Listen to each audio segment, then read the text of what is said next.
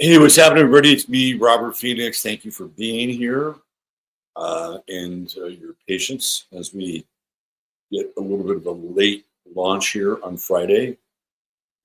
This is the Friday Forecast, and you are now on the journey. Now, normally I usually have somebody that I talk with on Fridays, and I was going to have a guest today. Unfortunately, they canceled at the final moment. Not really final, like yesterday. So I'm going to be solo today. It is not going to be a long show. This is going to be about an hour. So we're going to do a blitzkrieg. It's kind of a war term, isn't it? Blitzkrieg. Yeah, it's Aries season, and we're going to talk about war because it is clearly on the table. I tell you, if I had the ability to just play any piece of music here on YouTube, I would have queued up War Pig by Black Sabbath because that kind of feels like where we are right now. And it's popping all over, right? We have war here in the US. Yeah, that's right. There's been war proclaimed against Elon Musk. Now, some of you may know I'm not the hugest fan or supporter of Elon Musk, and it doesn't have much to do with his politics, although some of it does come into play. My complaint with Elon Musk is that he's been given way too much power, way too much power. When this country was started and we had the Articles of Confederation, and the Constitution, and the Bill of Rights, and everything that goes along with how this was formed, the founding fathers did not take into account somebody like Elon Musk. In fact, Elon Musk, it might have been nice. I would have probably liked him if he would have funded the revolution. Could have got some gold or bullion or silver doubloons, whatever form of payment that could have been transacted back then. They probably would have taken it. But they didn't foresee somebody like Elon Musk, who is not part of the so-called government. Right? It's very clear that we have the different branches of power. We have Congress, and we have the Senate, and we have the judicial branch, and then we have the presidency, right? And that's how this thing is supposed to work. Check and balance, check and balance. It's clear that that model is pretty broken. And we could go through every one of those branches. We could start with Congress and the Senate and how we have this two-party system, which isn't always the best, I think, because it's like you have to choose between Pepsi and Coke, right? So it's not really the best. And how this is all kind of fleshed out over the years is that we've seen the so-called left move further and further and further left, and it's created this real bipolarity in the system. And the right has always been more close to the middle, just leave us alone, don't tax the shit out of us, stay out of our schools, don't program our kids, and let us live our lives, let us partake in the American dream. Don't go crazy with government expenditures and pork. I mean, that's basically how the so-called conservative side of America was. It wasn't really radical or proactive. You start to get some of that with the paleo conservatives that begin to emerge during the 1960s, Pat Buchanan conservative. And I think the founder of that was probably Barry Goldwater. And it's starting to become more radical. And the reason it's becoming more radical is because they're understanding and knowing that they're dealing with the forces of social corruption, which is all built around social Marxism, which is firmly in place by the time the 60s are up and running. It's a march on the institutions. This is what social Marxism is about. And these guys were on it. They knew it. They understood it. Some of these people were very unpopular as they began to take, in some ways, much more radical approaches. Phil Schlafly, Anita Bryant, who came out against homosexuality. Anita Bryant being a former beauty queen. She had the contract with orange juice, right? Like she was the orange juice queen. She's from Florida. And she had a very strong, made a very strong stance against homosexuality. Of course, they hit her in the face with a pie and kind of character assassinated her. And next thing you know, Anita Bryant has been neutralized, right? So there were people that knew what was going on, but when they spoke up, they were considered to be wacky, nutty, out of pocket. They don't speak for the rest of conservative America. So it's not like these people weren't here. They were, and they were warning us. They were warning us about what was coming, what the so-called left was bringing, which by that time had been infiltrated by, let's just be honest here, the Soviet Union.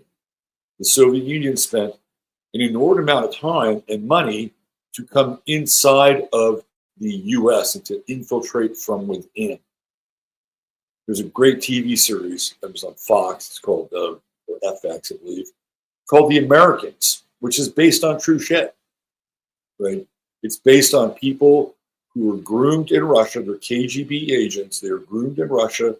Their English is perfect, right? And stories are, sort of American stories. So when they move to a certain neighborhood, they have a backstory. They even supply them with relatives, which is critical.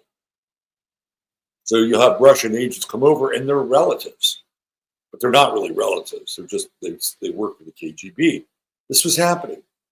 They were infiltrating, but they were infiltrating from within. And one of the things, this is what a lot of people don't really know about sort of this level of infiltration, was that most of the men and women that they were bringing over to infiltrate and sort of blend into American life were also trained in, how do I say this? They were trained in sex, right? Like that was part of their thing. Like if they were going to be part of this operation, they had to pick men and women who were skilled in the bedroom. And that was a big tool that they had at their disposal because that would allow them to get into compromising positions with people in positions of power and then be able to get information from them. So if you were a sexual athlete in the bedroom, man or woman, and you struck up a significant relationship with somebody in Washington, D.C. or somewhere in Virginia, and they got hooked on your shit, they would like spill the beans or spill the tea, as kids say these days. So this has been going on for a very, very long time. And that's just one layer of it. There's another layer of it, which is all the demoralization. And the demoralization was huge. Jimmy Carter might have been the greatest agent of demoralization this country has ever seen. Now, does he work for the Russians? I don't know. I will say this, though. There are moments in the Carter presidency where he does spill some tea. And one of those moments was, I believe he was in, and you have to hang with me a little bit. I believe it's either in Ghana or Kenya, Nigeria. It's up there, right? It's up there, sort of Northwest Africa. And Carter's there, and he's trying to negotiate some kind of a truce or a peace with these two warring factions. But what does Carter do? He says, well, I'm only going to back this group if they support communism. This is true. Like, I'm going, like, yeah, I'll help you out, but this is the way that your government is going to need to go. It's like, really? If I had about 5 minutes, I didn't think it was a couple minutes. If I had about 5 minutes, I could find it. So Carter is kind of letting the cat out of the bag a little bit. And it always felt like there was this, a lot of people don't really talk about Carter this way, but it really felt like he was there to undermine a lot of what we would call Americana or American principles, like the most onerous conditions placed upon the combustion engines took place during the Carter administration. Huge. So America winds up creating like the whole piece of shit line of cars because they've got to meet these standards. Meanwhile, the Japanese, they're good. They're already there. Their cars were getting great mileage, way better mileage than American cars, and they were able to meet the emission standards much more easily than American cars. So what happens? The American auto industry takes a dump. The product is terrible, the cars suck, and the Japanese automobile industry really takes off during the 70s and moving into the 80s. They really get a major foothold with Carter. That's kind of subverting and undermining American industry. And it's kind of the beginning of the end for Detroit. If we fast forward, we move to, I think it'll be three presidential terms into the future. By the time we get to the 90s, you have Bill Clinton, who, by the way, is kind of a mirror of Jimmy Carter because they're both from the South. And these things are all, by the way, taken into consideration. Jimmy Carter was an all shucks guy. All shucks. Soft spoken, my name is Jimmy Carter. Right. And it's like, oh my God, this guy is so down to earth. He's so American. He's so Southern hospitality. Oh, we can embrace him. We can hug him.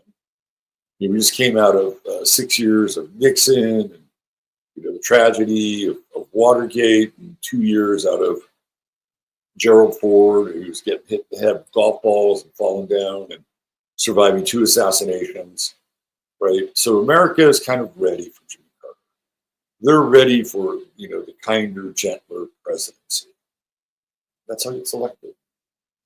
He was around in the Democratic Party in 1968. He spoke at the convention in Chicago, sort of alerting people that this guy is up and coming. Right?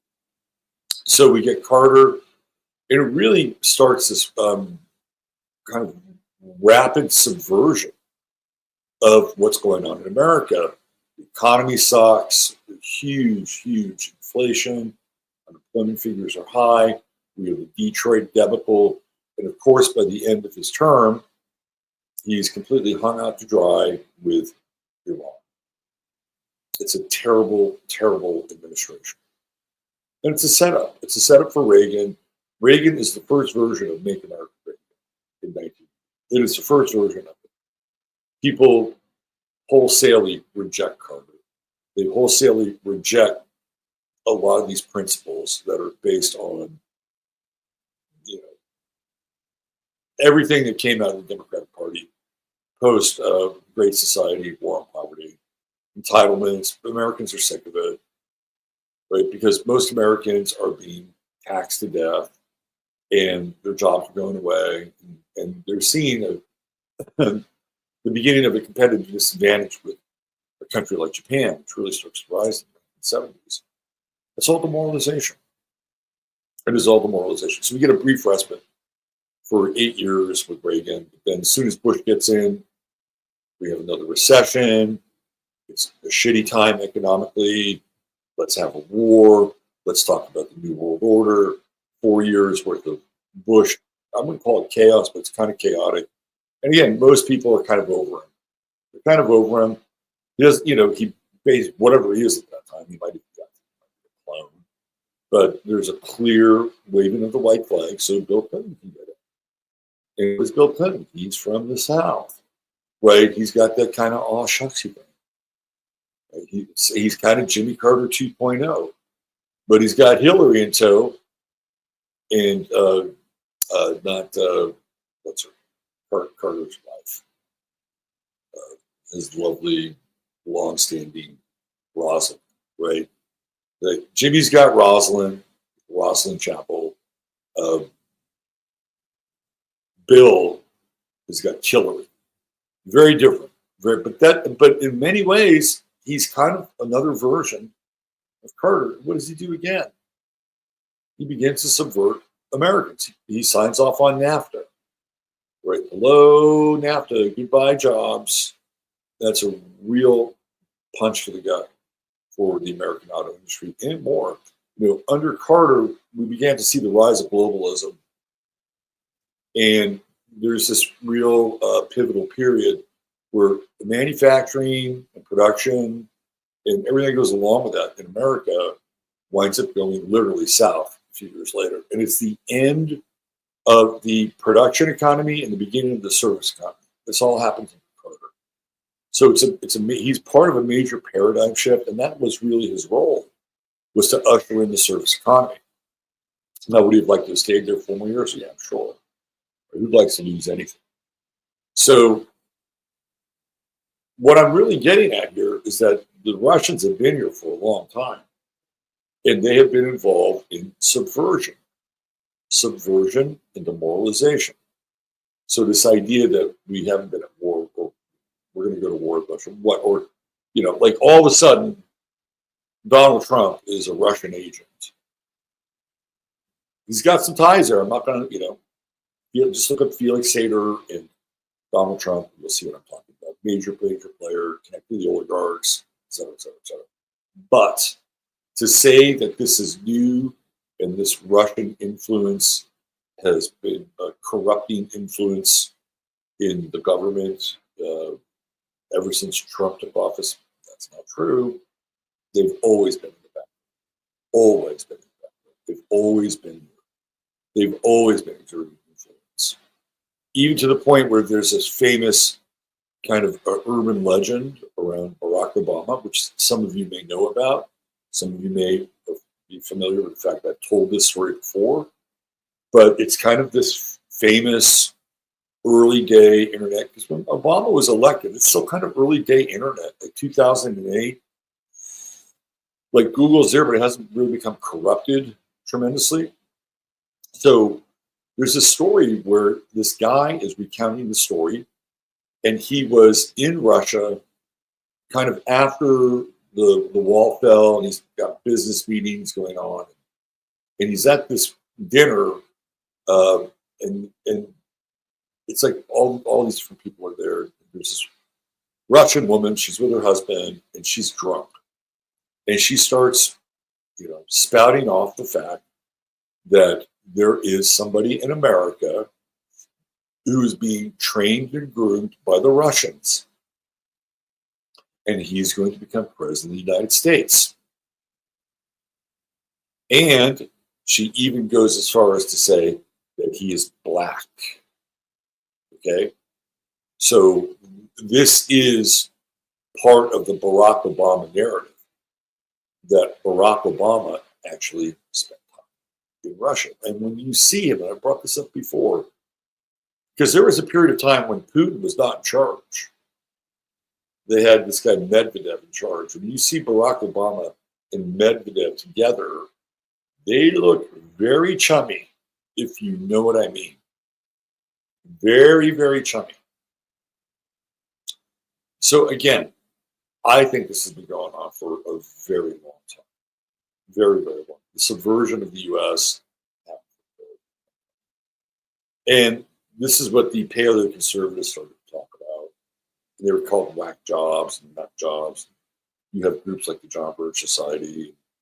There are even like billionaires like H. Lamar Hunt who hated communists, saw John F. Kennedy as a guy. So there were people that were aware of it, but they were always put in these kind of ideological ghettos. They were always made fun of because it was so uncool to talk about the Red Threat or the Red Scare.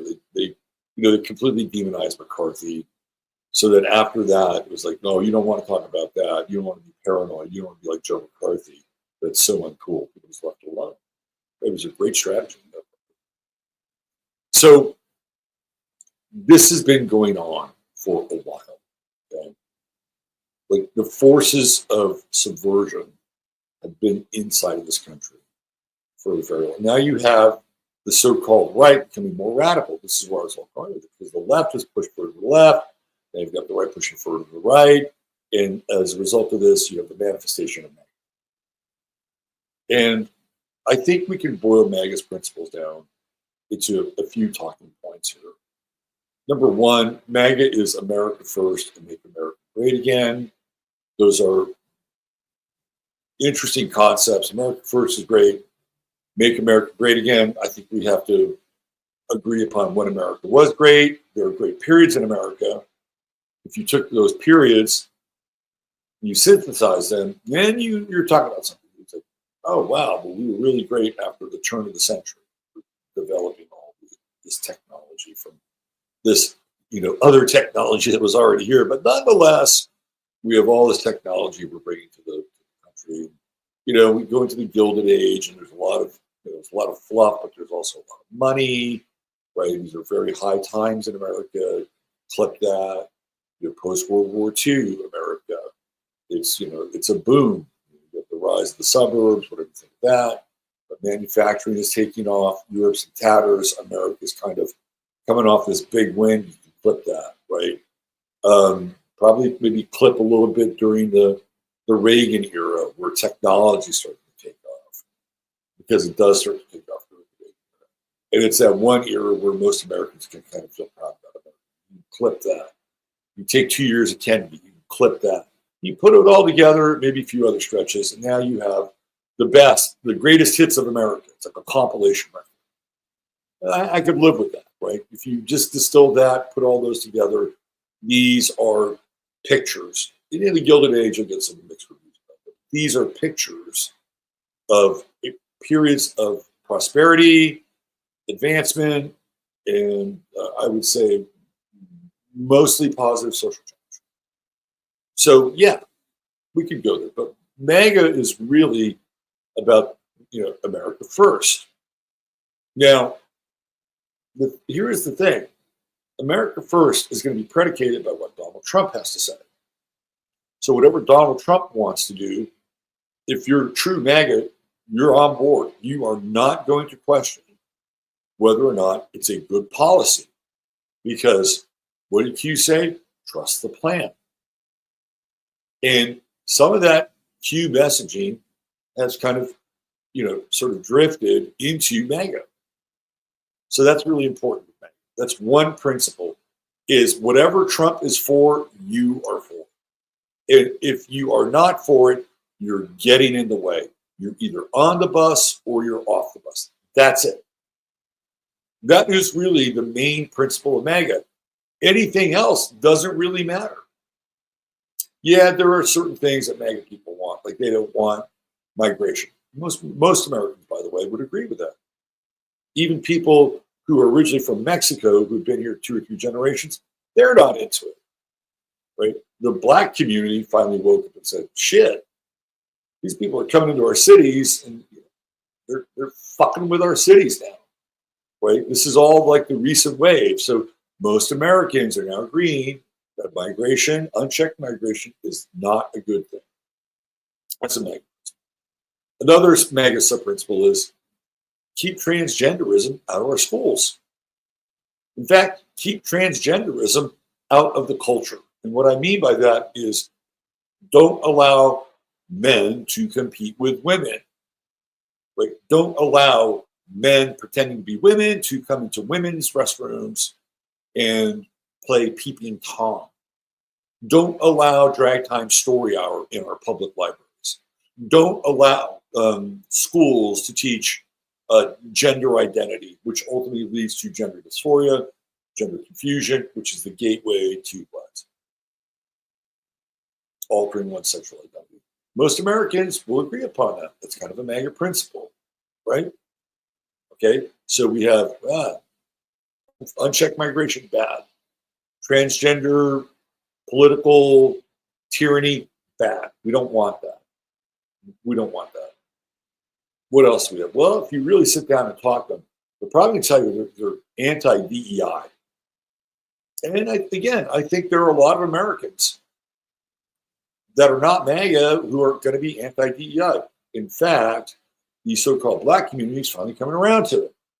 It's kind of like, we're kind of tired of this. We're kind of tired, being treated like the kids that ride on the small bus. We're good. We're competent. We can do these things. We don't really need a bit of a boost up. So you've seen the rise of black conservatism, which is really more about the exploration of a black identity, apart from how they're being defined by so-called white liberal in Madison Avenue culture. That's all happening. So again, it's a generally agreed upon principle. Let's end DEI. Let's bring back, sort of more of a meritocracy. Okay, those are all things I think most people are making. Then you get into some of these subdivided groups, like religion. I bet you sit down with some MAGA, they want prayer back in the schools. I don't really have a problem with prayer in schools, but I kind of have a problem with schools. Because schools have really been this thing that has been part of the social engineering. And it's changed. It's changed from decade to decade to decade. When I was a kid, when most of you were young, part of the programming was, hey, industrialization is good. Right? You're in America. This is where it happens. This is where it takes place. This is how capitalism works. There are producers. There are consumers. I remember as a kid, in grade school, we had these little worksheets. Can you identify which is a consumer and which is a producer? I was like, yeah. So they're getting, that was sort of the thesis and the genesis of the Rockefeller school system, that they wanted to take control of the schools so they could produce good workers. That's what they wanted. Like, we want educated, good worker bees that don't question authority. That's what the school system is. Then it changes. And it changes sometime in the 90s, like early 90s, late 80s, public schools start to change. And they start to move away from that model, and they start to move into this indoctrination model. And it gets deeper and deeper and worse and worse and worse until here we are right now. Your kids are just being fed the equivalent of seed oils in terms of their education experience. So kind of anti-school.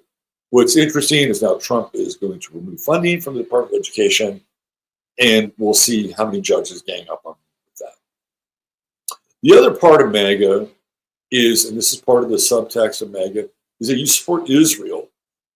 You don't question that. That is a big, big MAGA piece. It's a big MAGA piece. You support Israel.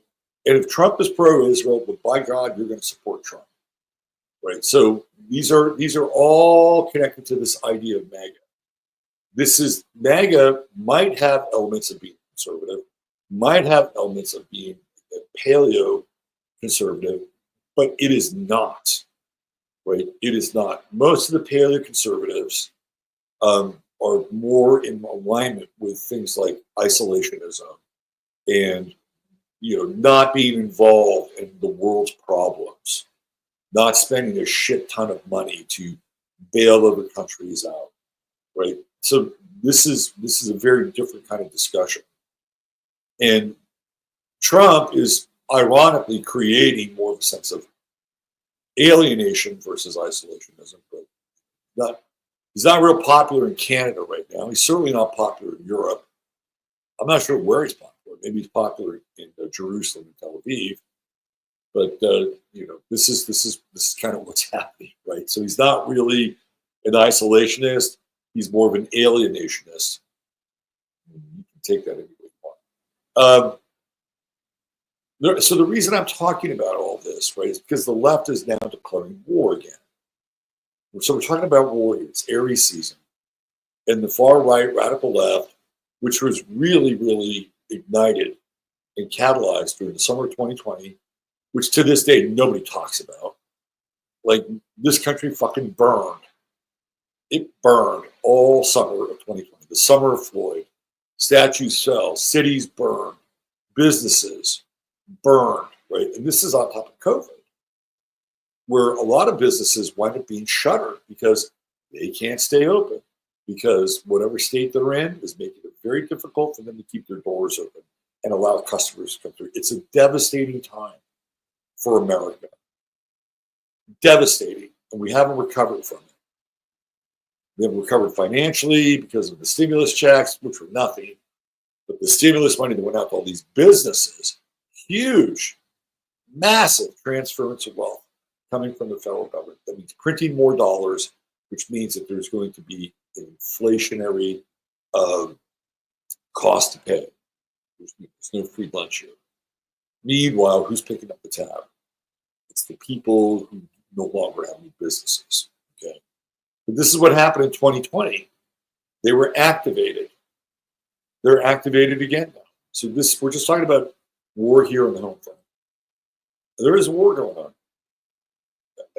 If you've seen the footage, Teslas are being burned all over the place, whether they're Tesla cars or Tesla trucks.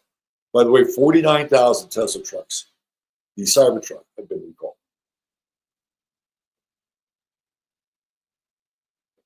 Now, this is an interesting bit of news. Why were they recalled? Were they recalled because there is something functionally wrong with them and they have to get fixed? Maybe. They're not the best vehicle. In fact, they're kind of a piece of shit. And it's like some fanboy's fantasy, like some adolescent fantasy about what a vehicle would look like on the surface of Mars. That's what you're driving around. You're driving around, well, not you, but if you are a Cybertruck owner, you are driving around Elon Musk's Mars transportation wet dream. Congratulations. You're in the future. Now, these cars are being pulled away. What the trucks? Why? It's to fix something, maybe. Or maybe they're going to install something in those trucks that allows them to have a better handle on what's happening around the truck. Maybe what they're doing is they're installing some form of surveillance with the truck. It already has it. They track your truck all the time. It's been going on since the early Tesla models. You're tied into the motherboard, so to speak, of Tesla. They control things. How do we know this? Well, because when there was a big hurricane in Florida and Tesla drivers needed to cover more ground, guess what? They got messages or emails or messages from Tesla that says, hey, your range has been extended. Oh, I bet you didn't know that. They can extend your range remotely. Well, if they can extend your range remotely, guess what else they can do? Yeah, they can shorten or truncate your range as well. Yeah, you got 50 bucks. Good luck. So that's how you know you're tied into the motherboard with Tesla. So I think something's going on here. It's more than just a remedial fix because their product is at stake. And war has been declared on Elon Musk and Tesla. That is happening here domestically. There have been shots fired in Tesla dealers. And I'll tell you, there are a lot of people who bought Teslas because they bought into climate change and they thought they were doing their part by driving around a Tesla. You know, it's sort of like the ultimate virtue signal. You're in it every day. And what do you think those people in their political affiliations are? They're going to definitely be more on the left. Who was it that made a big deal out of selling their Tesla? Some Hollywood actors. Oh, I can't buy this anymore. My conscience can't buy this. I have to sell this. But really, that's going to be the core of your Tesla consumers. They're going to be connected to this idea of the environment, climate change. So what are you doing? You're having this so-called radical left, right, who decided to take on Elon Musk, destroying the personal property of people that they probably have something in common with. Probably more in common with than they think. But because it's Elon Musk and Tesla, they don't care. So what are they attempting to do? Are they attempting to radicalize Tesla drivers, to bring them over to their side? This is a Luigi Mangione moment. Kind of feels like it. You know, maybe that's the case. Somebody has a Molotov cocktail tossed in their Tesla. It was like life-changing experience. It was like seeing the burning bush. They became aware of the error of their ways. Could they ever have been deceived by this great deceiver? I am with you. I am on your team. Give me a Molotov cocktail. Stand back. I don't know. I don't think that's really going to happen. I think they're going to be pissed. It's kind of like the fires in LA. You got a bunch of people in LA who are rich fucking liberals. You think they're happy about it? You think they're happy about Karen Bass? You think they're happy about Gavin Newsom?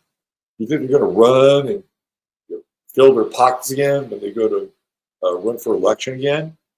Or have they become even more radicalized? You're right. It took this fire for me to really wake up. It should really strengthen my commitment to the cause. I don't think it really works that way. You piss people off, you will alienate people, you will chase them away. Now, I'm going to get to Europe in a second, because Europe is big. Europe is where this war theater is going to go down. It's close to being on. And I'll give you some examples as to why. But it's happening here. Now, what is going to be the end result of these people who are destroying personal property? It's personal property, which is what they did during the summer of Floyd. Personal property, some of it was public. Let's take down those statues. Let's take down those nasty colonial statues, right? This is different. This is targeted destruction of personal property. In fact, they are drifting closer and closer to domestic terrorism. And I talked about this the other day. What they don't know is that they are rapidly advancing the police state.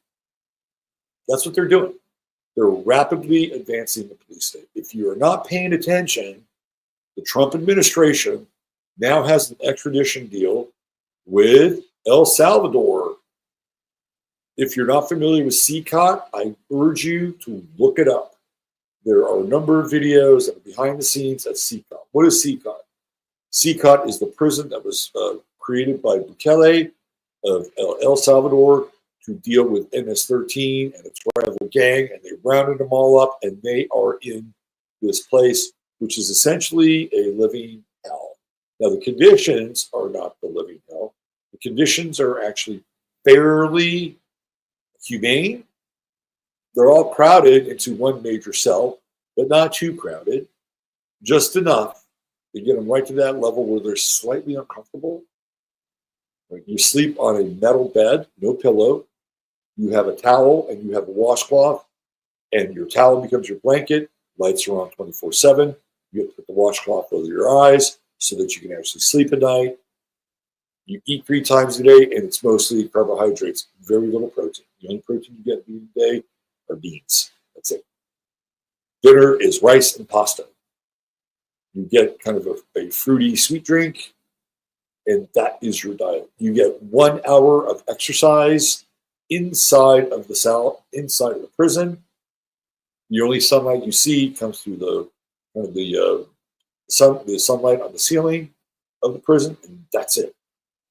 That's it. And these guys are in there for 25 years, 30 years. They're not going anywhere. Now, Bukele has set up an extradition deal with Trump, and they're now grabbing these trend Aragua guys and rounding them up. I have a little bit of a problem with that, only because there are probably some really bad people in that group. We all acknowledge that. But there might be 1 or 2 strays in there, or 3 or 4 strays. And maybe they're just at that apartment and they're related to that person. They're already maybe living in Chicago or living in Miami or wherever they are. And they came by to see their cousin and say, hey, look, maybe you shouldn't be doing this or whatever. And all of a sudden there's a raid and they're snatched up. And brother, you're in the wrong place at the wrong time, because now you're going to be in CCOT. Why am I talking about this? Well, where does it stop? Where does it stop? And I'm not necessarily opposed to it, by the way. I'm just letting you know. I'm not like some dove. But where does it stop? What happens when all of a sudden it's not MS-13 or Trend Aragua or whatever they're called? but it's actual Americans that get shipped off to El Salvador. And now they become part of their expanding CPOC prison. Do you think it can't happen? Oh, it most certainly can happen. I guarantee you it can happen. They have Guantanamo. It's kind of the model, right? They have Guantanamo. And they have this deal, this extradition deal. So what I'm getting at here is that these people who are going about doing this, some of them may be agent provocateurs. We know there's always a few of those in the bunch, right? Hey, it's kind of like the devil, right? The devil will always fuck with you. And, I did that, the whole Nick Fuentes thing, when that woman went to Nick Fuentes' house, right? She went to Nick Fuentes, because this is when Nick Fuentes was talking about women and shit, whatever. And they were starting to dox Nick Fuentes.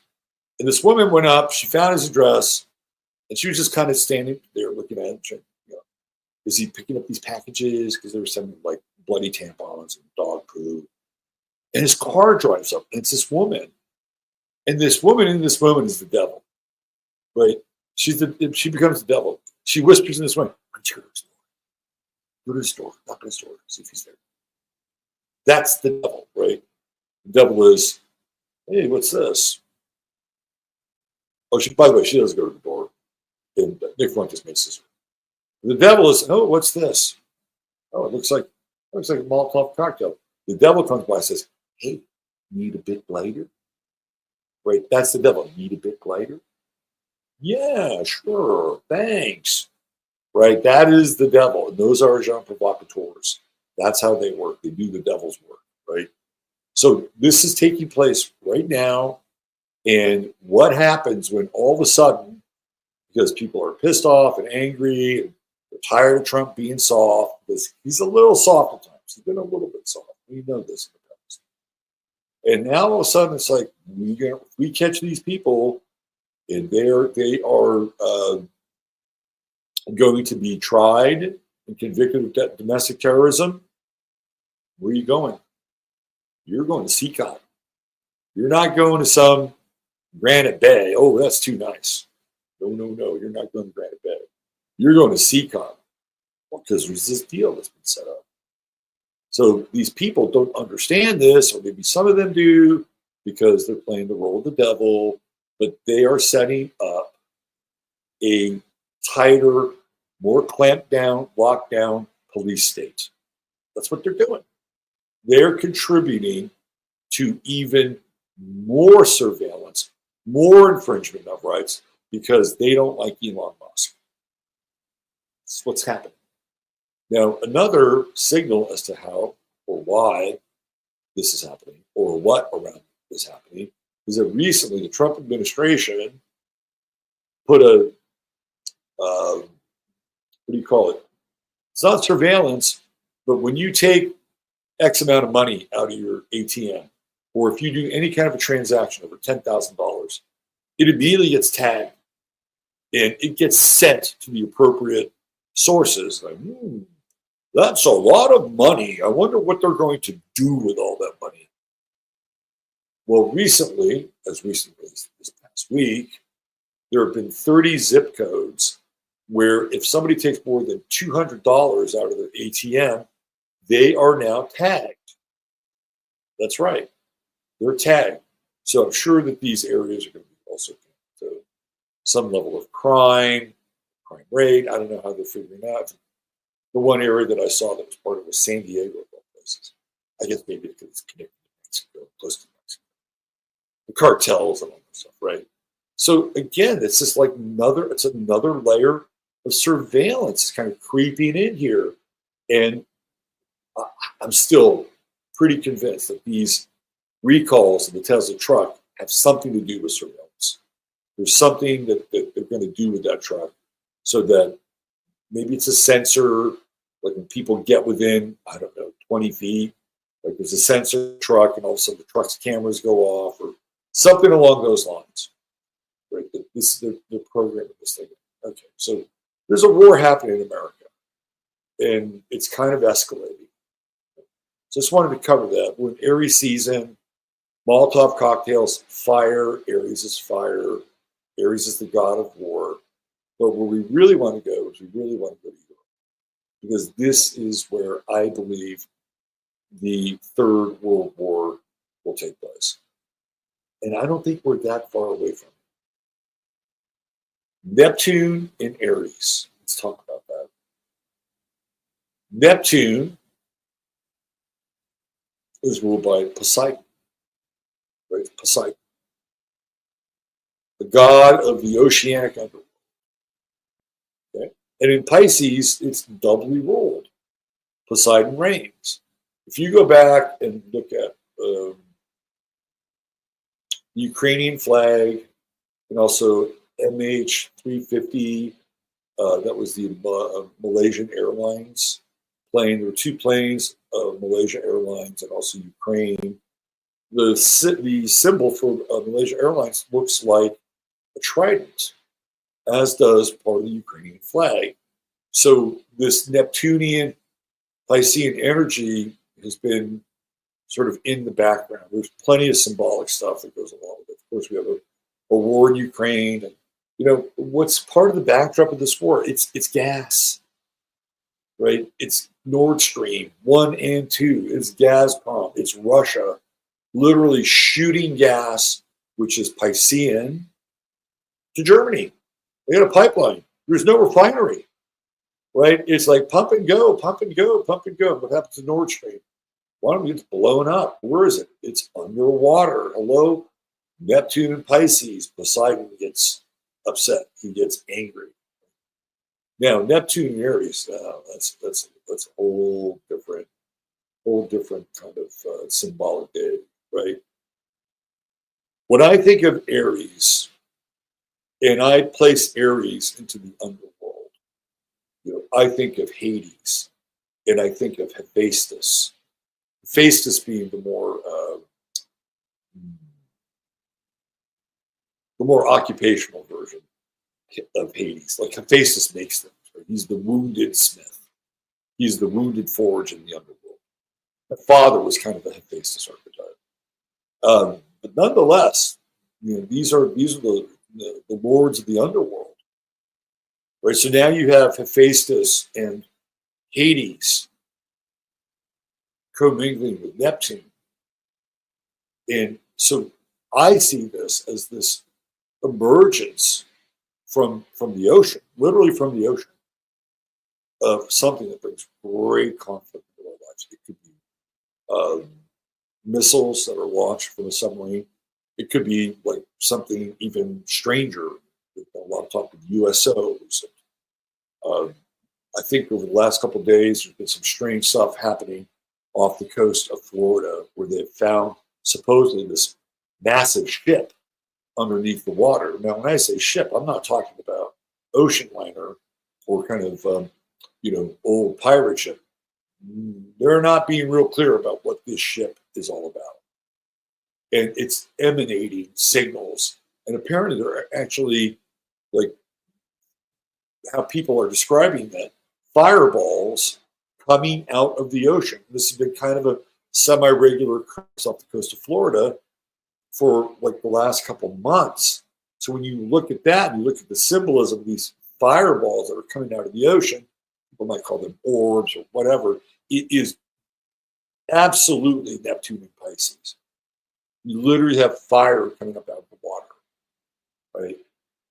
And again, that is like heavy duty, high strange. We are into sort of disclosure territory around something like that, maybe Independence Day territory around something like that. But it is being talked about and has been talked about for a while, by the way. So there's that. Now, from a geothermal standpoint, I believe with Neptune and Aries, we are going to see the rise and proliferation of underwater volcanoes. And I would not be surprised. This is a 15-year cycle. Remember that. I would not be surprised if we see the beginning of new land masses begin to emerge.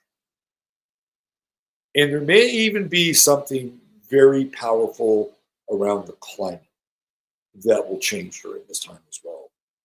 And that's one of the reasons, not just because of a line of defense or keep China away or Russia away. We want to get these resources in Greenland. Well, Greenland is frozen. It's all permafrost.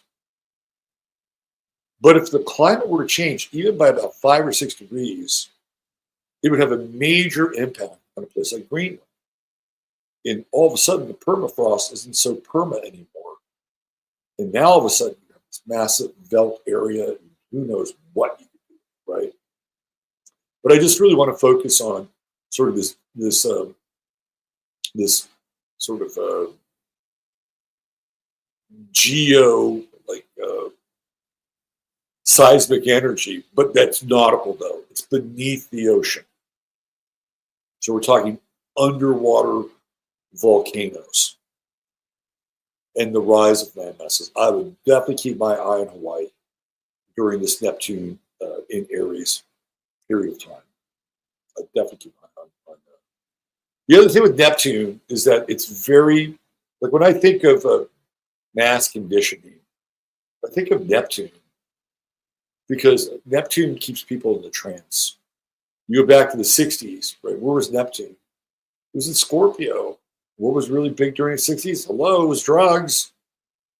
Everybody was doing them. You were born Neptune in Scorpio, guess what? You probably did them, right?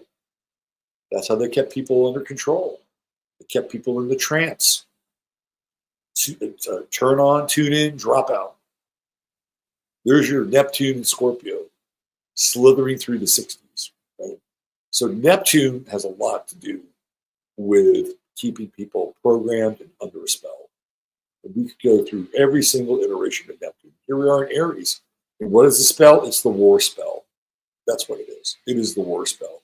It is to get people to buy into the illusion that they need to participate in a war. And you and me and everybody else are going to get heavily programmed around this.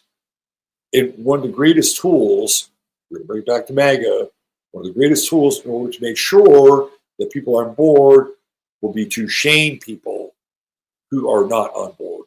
What? You're not going to fight? What? You're not going to send your son over there? You are not MAGA. You got to trust the plan, motherfucker. Trust the plan. We're going to go over here and kick some ass. And we're going to make America great again. Remember World War II? So social pressure and shame will be a big part of the programming. The other part, most wars are started by what? False flags. That's how they're started. They are started by false flags. We can bring up any one of them. Right? How about World War II, Japan? What do you got? You got Pearl Harbor. They knew they were coming. They had the info. Did they move the ships? No. Did they send out planes to greet them? No. They let it happen. Oh, hey, let's jump into World War II now. False flags. What about the Gulf War I? Bullshit with Saddam Hussein and Kuwait, right? Kuwaitis were slam drilling into Iraq. Saddam Hussein goes to April Glaspie, who's the American envoy there, and says, "Hey, these people are slam drilling to get my oil. I got to take care of this. You know, would the United States mind if I took care of this?" And April Glaspie says, "No, it's your land, your territory. You do what you need to do, right?" Saddam Hussein gets the green light from the Americans, plays right into their hands. So then what happens? Well, the Kuwaitis make up a bunch of stories. And there's a girl that comes over, and she's the daughter of the Kuwaiti ambassador. Nobody knows at the time. She sits down before a panel. These two guys, bipartisan, Tom Lantos and his Republican sidekick. She gets up there and tells all these horror stories about the incubators and how they're playing, toss up with the babies and sticking their bayonets, poking the babies as they fall down. I mean, it's like horrific. Children are always used to sell. They're always used to sell. They've got the greatest emotional currency. Oh my God. We got to stop that. That's how they started the fucking war. It was a psyop. It was a false flag. And there they go. Gulf War I. By the way, the last war that actually had to pass a vote. Actually, I take that back. There was another war. When they came around again and had to go to Iraq again, they took the little stupid fucking vote. Anyway, false flag. Hello. What else is in that false flag territory? I seem to remember there's like an event around 9/11. Oh, we got to go to Afghanistan. We got to get that Osama bin Laden guy, because he's the one that's really responsible for it. So this is how wars start. But that's happened for centuries, which means that what's going to kick off World War III? It will be a false flag or a psychological operation. Now, if you're paying attention, something happened at Heathrow Airport, and I actually have the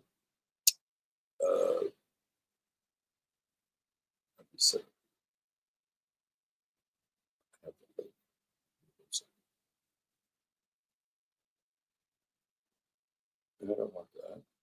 I don't want that. I don't want that. I don't want that. Here we go. Right here, hot off the press. This is today. This is your Daily Mail from today, right here.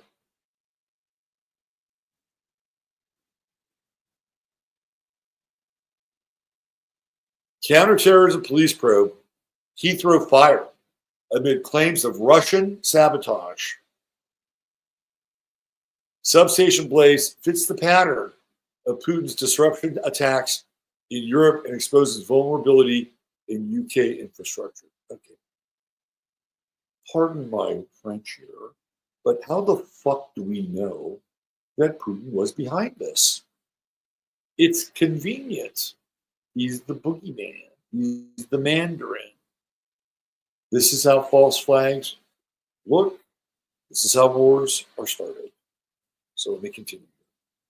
Counterterrorism police are now leading the probe into an electrical substation fire that shut down London Heathrow Airport for the whole of today and claims it could be a Russian sabotage attack linked to Vladimir Putin's campaign of disruption. More than 13,000, nice number there, 13, flights to and from UK's busiest airport will be impacted today due to its closure following the blaze at the nearby North Hyde electrical substation. Thousands of homes were left without power, with more than 100 people evacuated after a transformer at the substation caught fire as a huge explosion was heard. Western officials have accused Russia and its proxies, well, who are its proxies?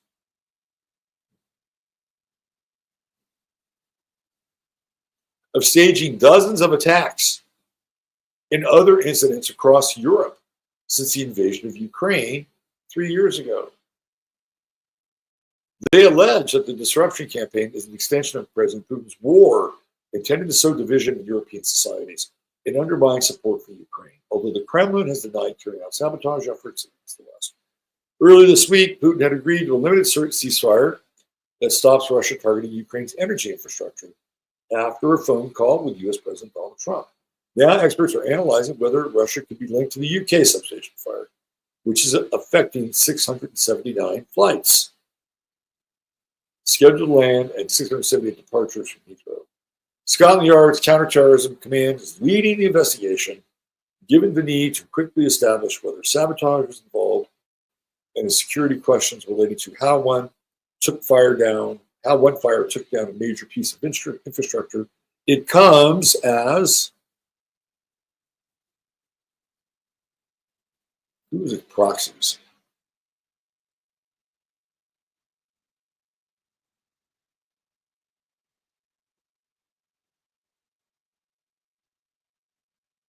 Those are all, I guess, places with disruption. So there you go. That's very fiery, isn't it? That's very Aries-like. Oh, look at this. Astrologist reveals why you should never wed during Mercury retrograde and why Jonathan Major's new marriage is doomed.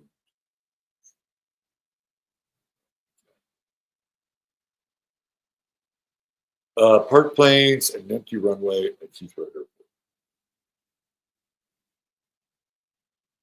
Firefighters wearing masks. Here's your transformer. Passengers board a bus near Heathrow the morning after the trains were also canceled. So not just planes, trains. It comes after Russian spies sent a package of electric sex toys to Western Europe. You guys see this story? Putin's exploding sex toy terror plot. How Russian spies sent a package of erotic gadgets and massage pillows that ignited in Brit and German DHL depots in test run for attack on U.S. bound flight. Do you really believe this shit? Do you really believe this shit? Exploding sex toys.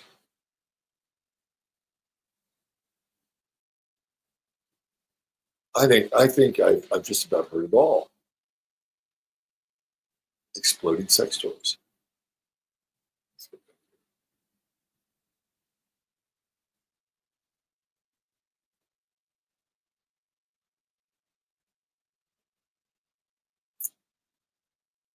Reacting to the Heathrow fire today, security expert Will Geddes, director and founder of the International Corporate Protection Group, the ICPG, told Mail Online Heathrow has been looking at expanding. This isn't a great advert for their ability to do so safely. If I was a foreign hostile party and I wanted to disrupt one of the busiest airports in the world, cause international embarrassment, create many, many question marks, I would target something like the substation. The Russians are looking at everything. They're looking at our fiber optics, under the sea. Oh, it's not about the sea. They're looking at our nuclear power stations. We know hostile reconnaissance is going on right now. So for this to be taken down so easily and cause such an impact, one has got to say, if it was Russia, or if I was Russia, that's where I'd focus my attention as well. He said the incident had the potential to be a similar act of sabotage to the fires on the railway tracks in France after the 2024 Paris Olympics last July. I guess the Russians did it. Mr. Geddes continued, if anybody did this, it ought to be down to some serious reconnaissance in advance to determine that this area was massive. Okay. With that walk, telling you everything restore power. Heathrow goes dark. When shit goes dark, people panic, by the way. There's panic and darkness. Look at that picture of Putin. They would have had to determine what leaning and what depth of responsibility and what sort of impact would this substation have, not only obviously on the local homes, but also in Heathrow Airport itself, where you've got the easier, simpler answer that these guys have fallen asleep and they have not battle ready this substation for any type of eventual potential power outs, fires, or anything like that. Where is the fire suppression system? Why has that not worked? Is that because it's faulty or because it's been tampered with?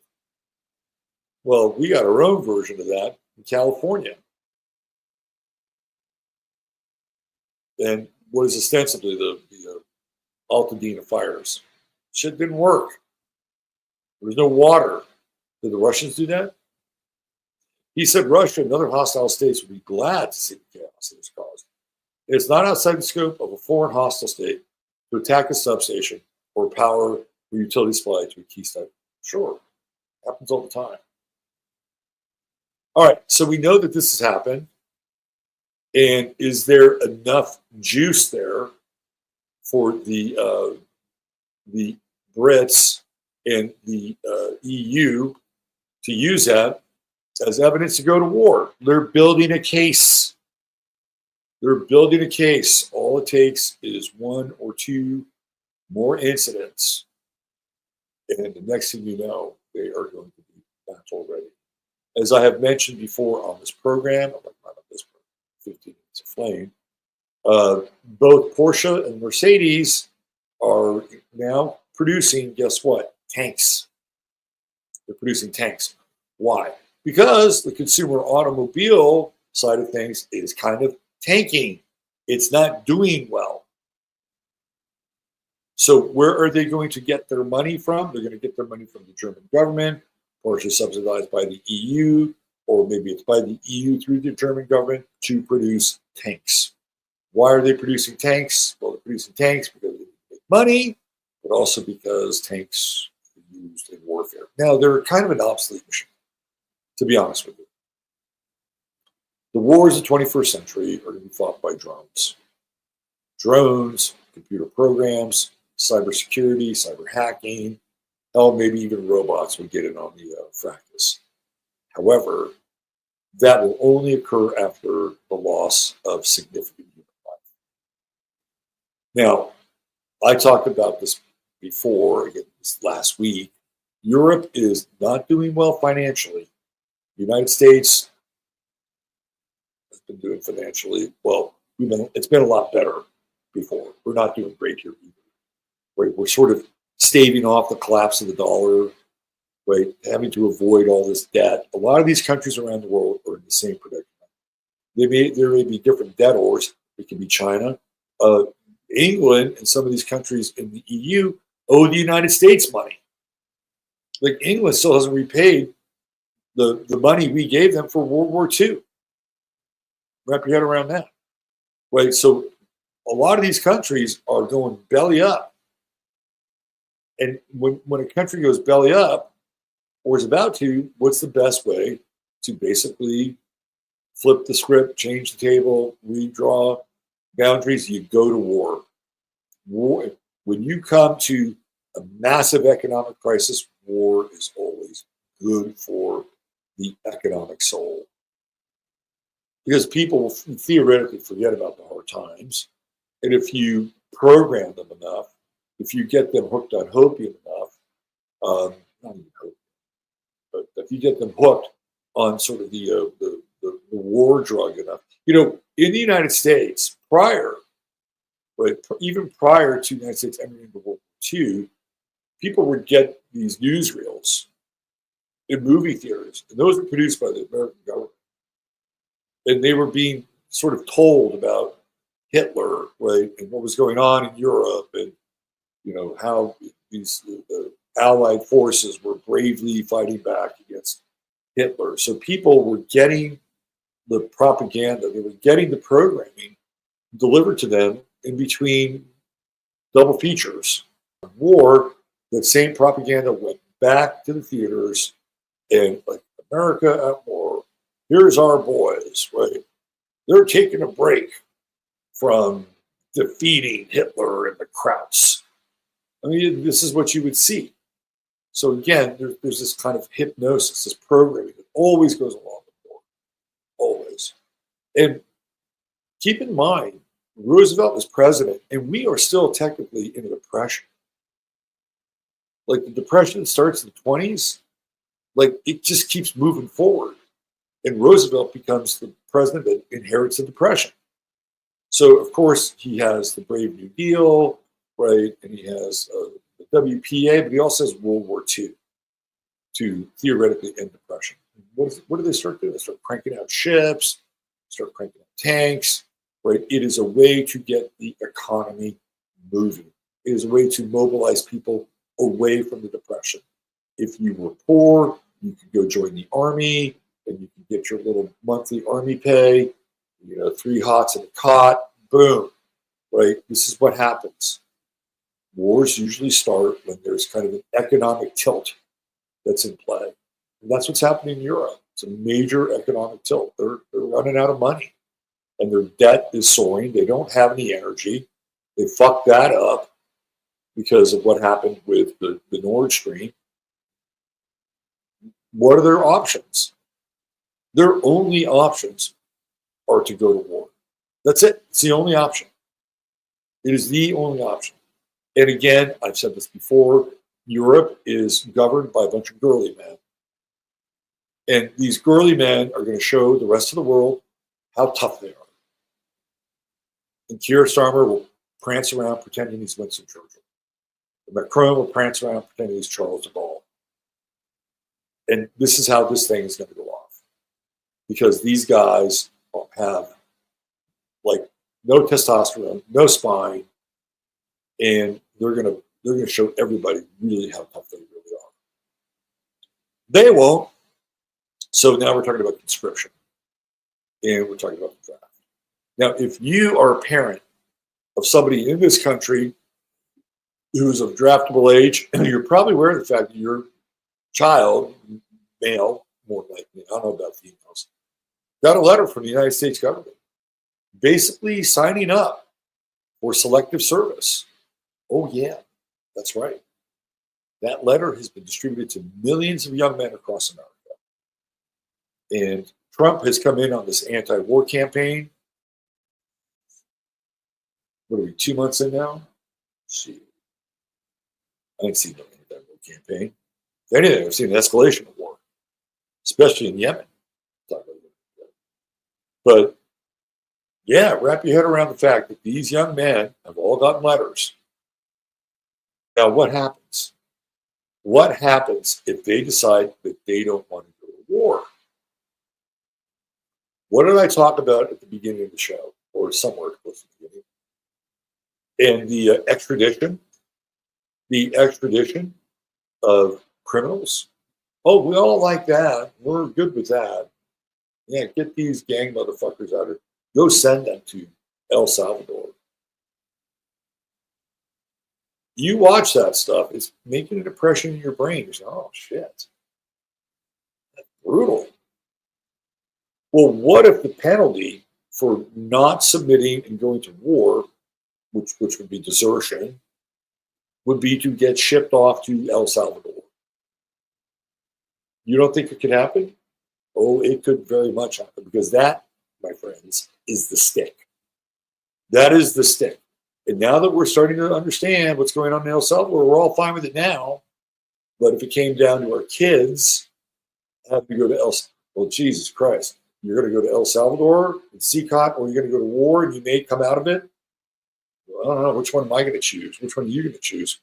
Which one are they going to think you're going to choose? I'm laying out a scenario here. Because I'm telling you right now, nobody wants their kids to go to war. Even the most MAGA motherfucker does not want their kids to go to war. Not. So they're going to try the carrot first. We're in the carrot stage. But they're going to try to up the numbers. You know, okay, so you're going to get a bunch of sexy, like, war commercials. When the NFL starts up again in the fall, I guarantee you the United States Army and the armed forces will become a major sponsor once again of the NFL. And they're going to hype being a warrior. This is why Pete Hegseth was chosen. He's telegenic, he's young, he's got tattoos, right? This is somebody who theoretically young men would look up to and go, yeah, man, he's a champ. Pete Hegseth is a champ. I'm on board. I'm on board with this guy. That's why he's there. Right? He is there so young men can say, oh, yeah, I can see a little Pete Hegseth. This is where this is going. Your anti-war president has become the most warlike president very, very quickly. And who knows this? Who's willing to speak out about it? None other than Ron Paul. So I'm going to play you what Ron Paul has said about Donald Trump. And Ron Paul has been supportive of Trump because his son, Rand, has also been supportive of Trump. Remember, Ron is a major anti-war candidate. He is against foreign intervention. He's not against defense. He's against foreign intervention. So let's hear what the elder statesman, Ron Paul, has to say about what's going on with Trump and this whole kind of war regime. Now, he's going to specifically reference Yemen here. Here we go. Was Yemen in the process of attacking the United States? No. Did the president in that case go to Congress and seek a declaration of war against the country? No. Yemen hadn't even threatened the United States before the bombs started falling. Hello, everybody, and thank you for tuning in to the weekly report. President Trump, stop bombing Yemen and exit the Middle East. Over the weekend, President Trump ordered a massive military operation against the small country of Yemen. Was Yemen in the process of attacking the United States? No. Did the president in that case go to Congress and seek a declaration of war against the country?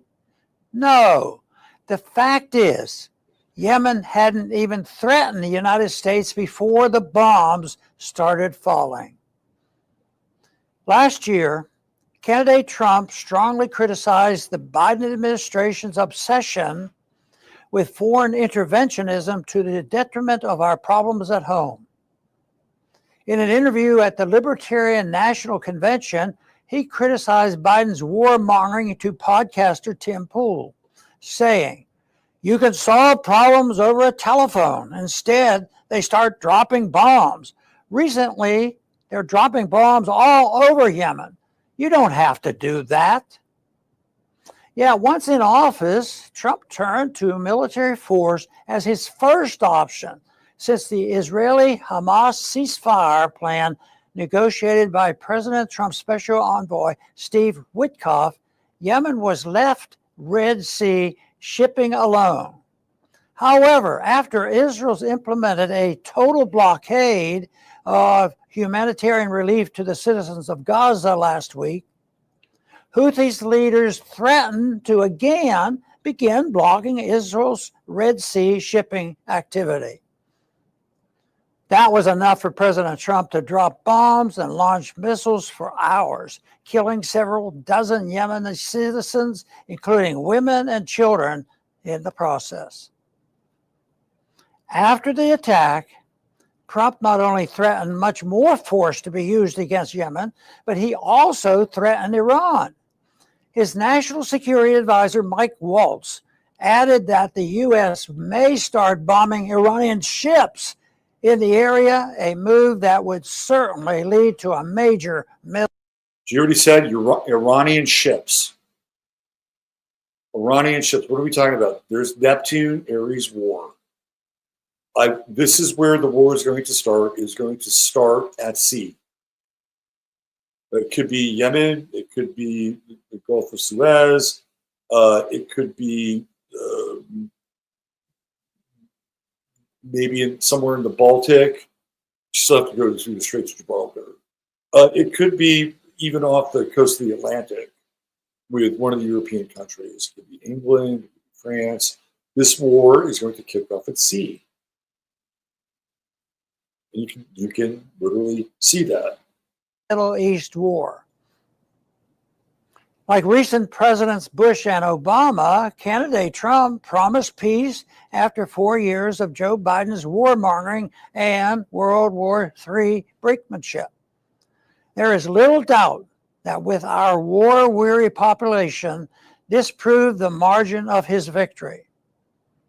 Unfortunately, as with Bush and Obama, now that he is president, he appears to be heading down a different path. The Republican Party is gradually becoming a pro-peace, American First Party. But the warmongers and the neocons of the old line in the party are not going to let go so easily. Unfortunately, many of these dead enders have found their way to senior positions in Trump's administration, with voices of restraint and non-intervention nearly nowhere in sight among his top tier of advisors. To solve the Yemen problem, we must understand it.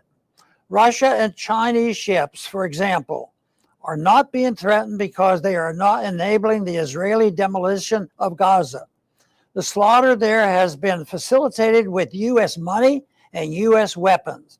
It is the U.S. doing Israelis' bidding, both in Gaza and in the Red Sea, that is painting a target on us and unnecessarily putting our troops at risk of retaliation.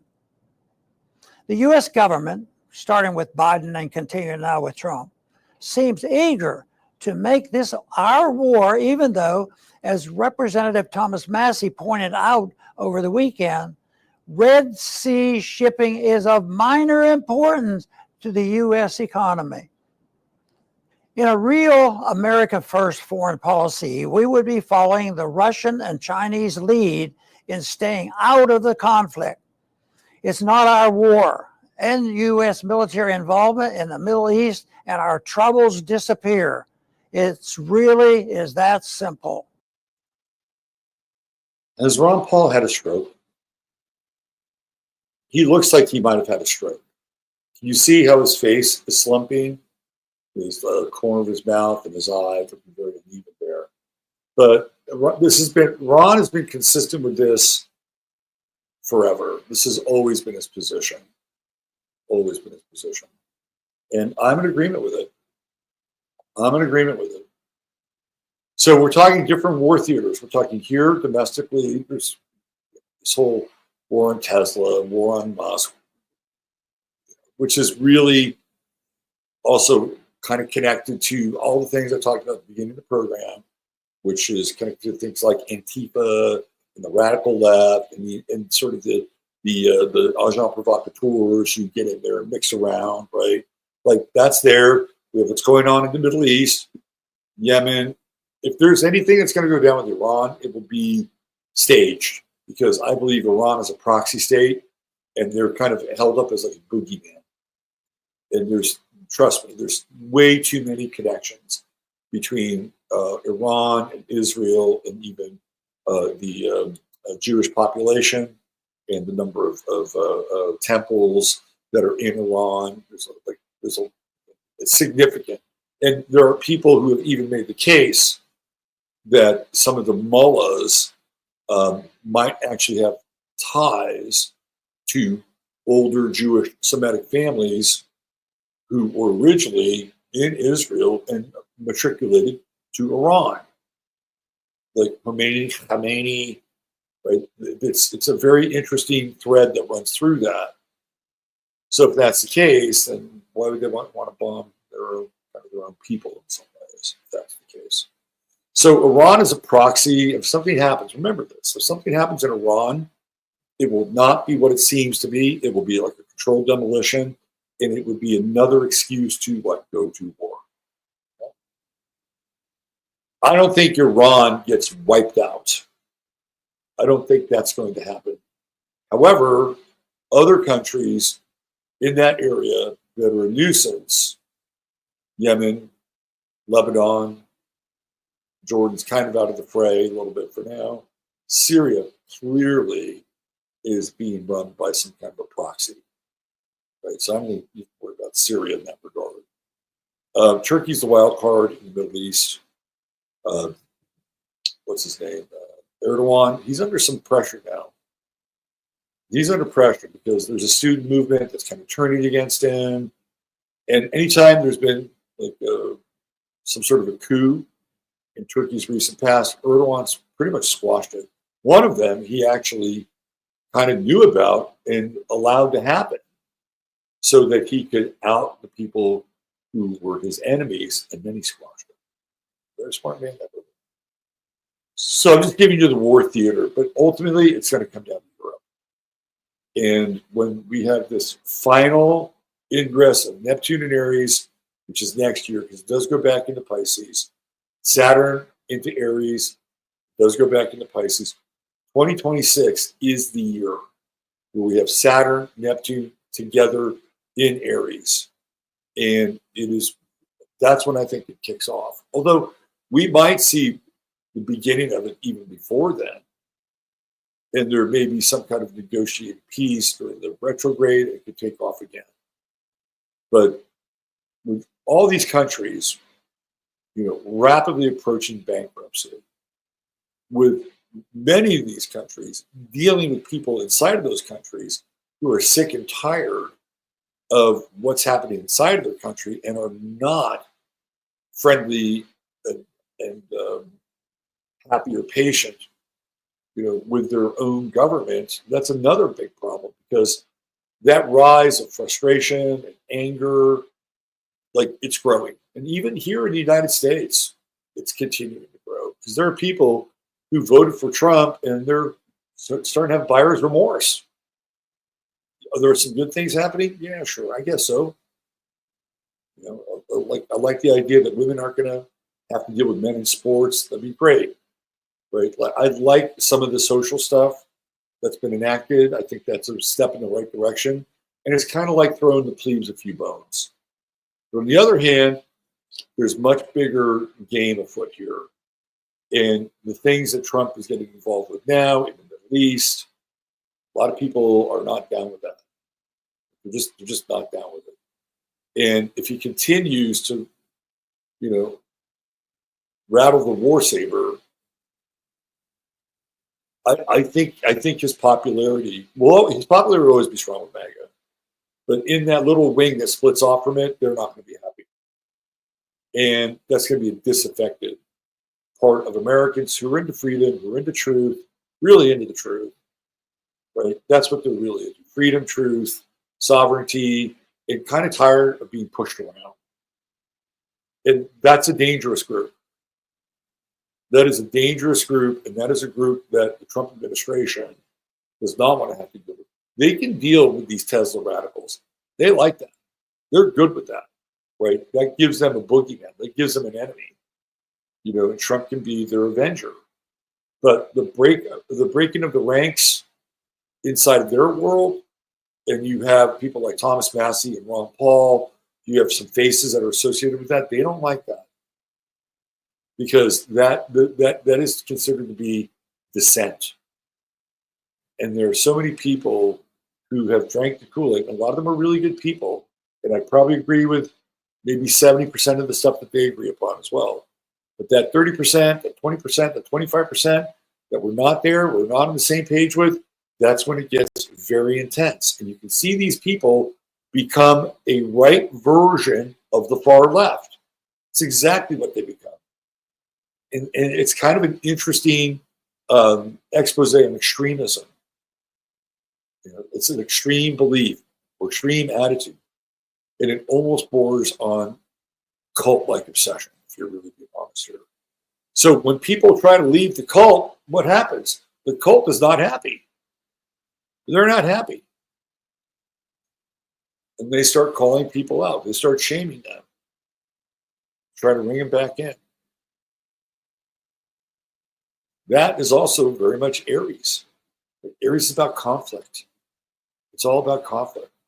If you've ever if you're an Aries, you know what I'm talking about. Why does there always seem to be so much conflict in your life? Either other people or you instigating it. It's because conflict and aggression is the force that you're born under. There's nothing wrong with that, by the way. One of my new favorite basketball players is Quentin Post. Happy birthday, Quentin Post. It's his birthday today.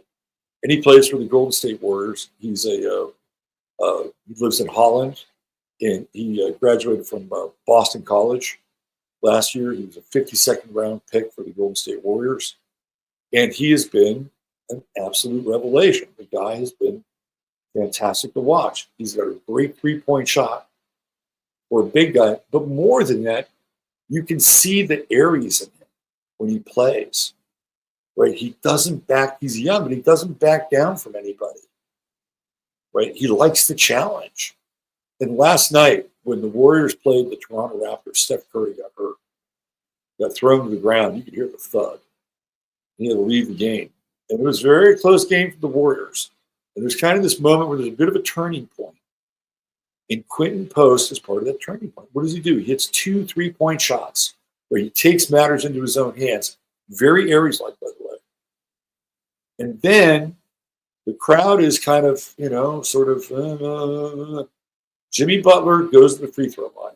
Before his first free throw, Quentin Post, I've never seen this before. I've never seen this in basketball before, let alone somebody who's a rookie, starts waving his arms in the air to the crowd so the crowd can get involved and the Warriors can feed off their energy. That's what an Aries does, right? He's taking the fight to the other team. And what is he doing? He's bringing in the cavalry. Like the crowd is the cavalry. It's a really interesting moment.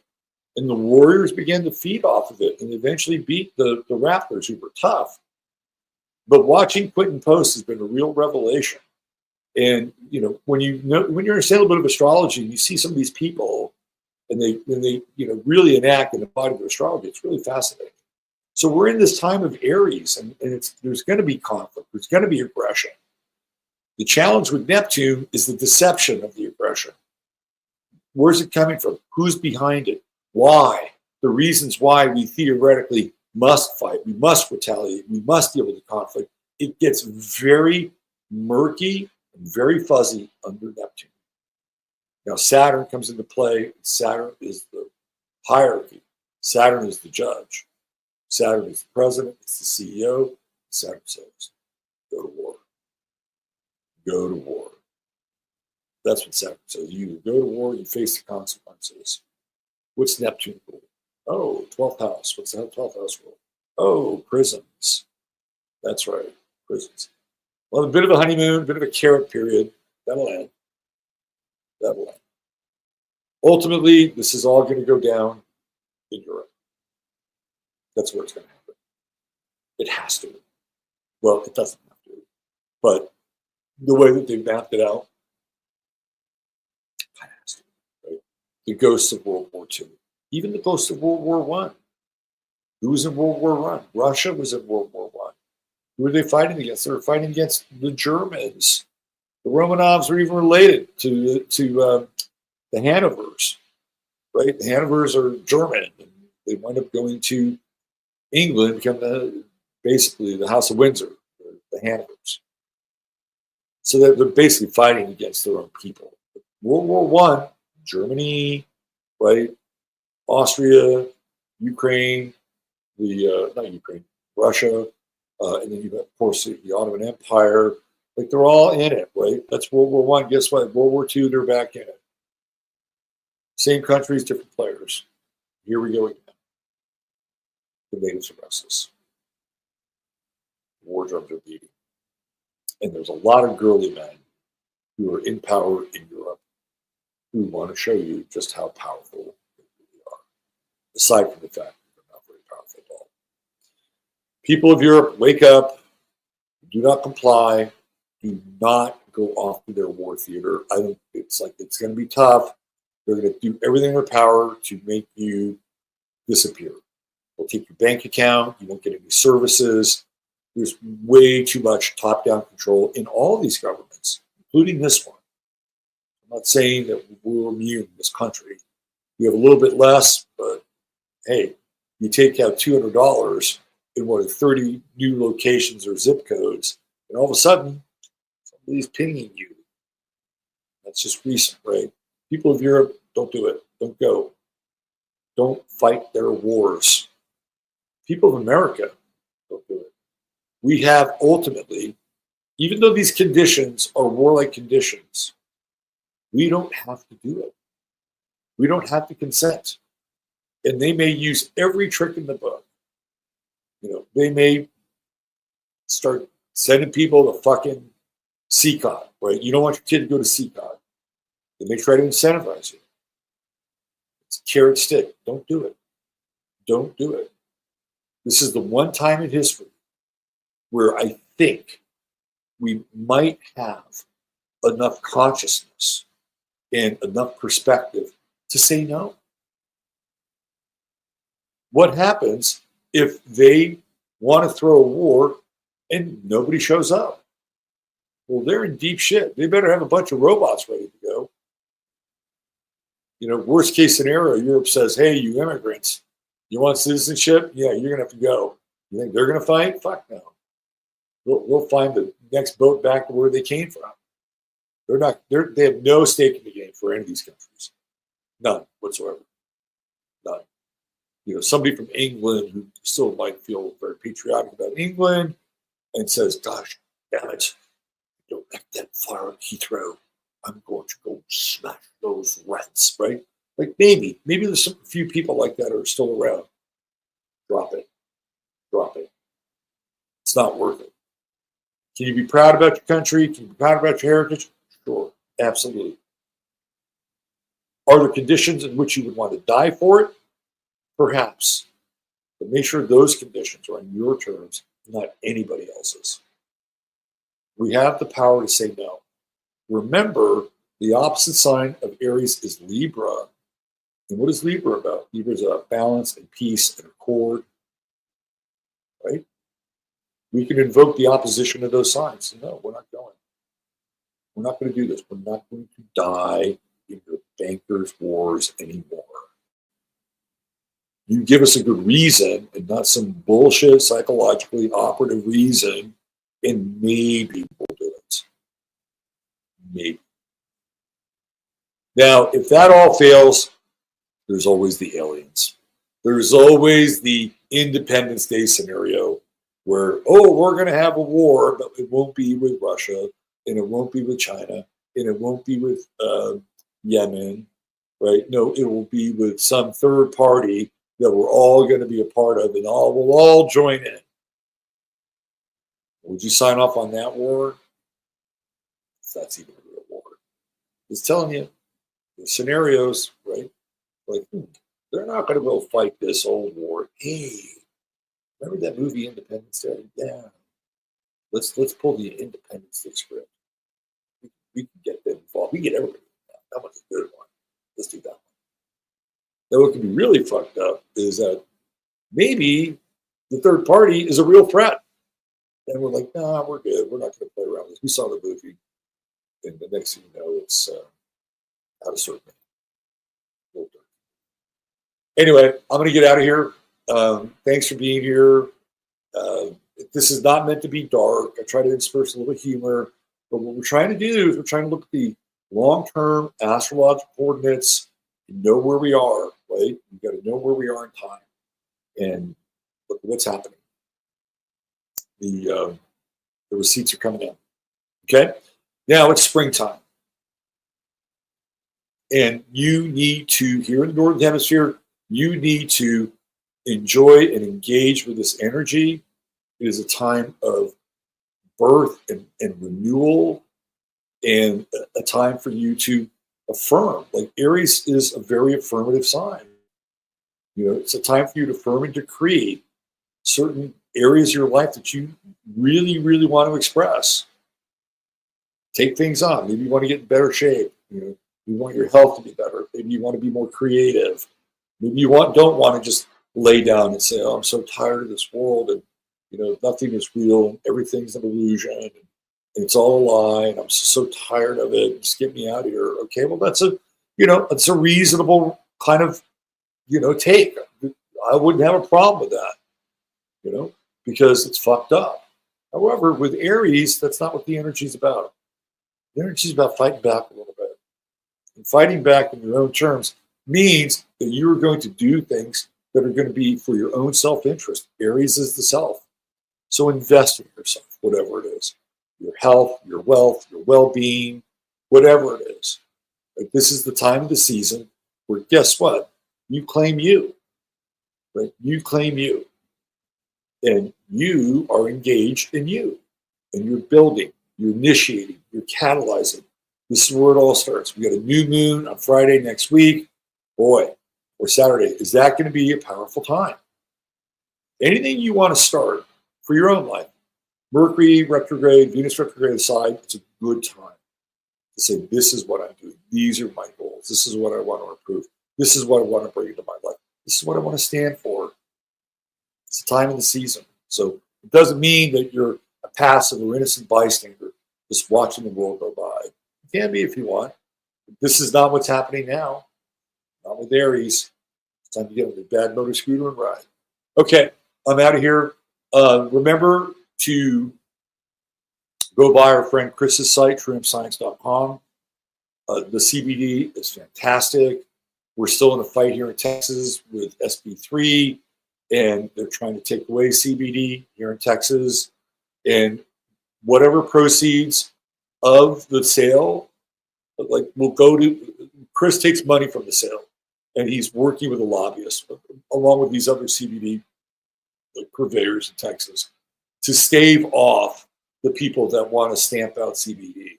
So by your purchase product, you're indirectly supporting not only his business, but the right of all Texans and the right of all people in this country, as far as I'm concerned, to use CBD-related products. So truehempscience.com, go there, spend $100 or more, type in 15MINS. You'll get a goodie bag. Chris will load you up with some really cool product on top of your order. $150 more gets you free shipping, and there's always a 30-day money-back guarantee, which is great. All right, I'm out of here. I'll see you on Sunday night Astro Live.